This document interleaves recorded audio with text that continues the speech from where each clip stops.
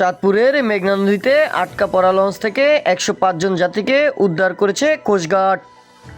বিস্তারিত দেখুন ভোলা সদর প্রতিনিধি মোহাম্মদ জুয়েল রানার পাঠানো তথ্যচিত্রে। চাঁদপুরের মেঘনা নদীতে চরে আটকে পড়া একটি যাত্রীবাহী লঞ্চ থেকে ১০৫ জন যাত্রীকে নিরাপদে উদ্ধার করেছে বাংলাদেশ কোস্টগার্ড। মঙ্গলবার ১৭ মার্চ রাতে কোস্টগার্ডের মিডিয়া কর্মকর্তা লেফটেন্যান্ট কমান্ডার সাব্বির আলম সুজন এ তথ্য নিশ্চিত করেন। তিনি জানান, একই দিনে ভোর ৪টার দিকে চাঁদপুরের হাইমচর থানাধীন চর ভৈরবী সংলগ্ন মেঘনা নদীতে এমবি সুগন্ধা নামক একটি যাত্রীবাহী লঞ্চ প্রবল বাতাসের কারণে নিয়ন্ত্রণ হারিয়ে চরে আটকে পড়ে।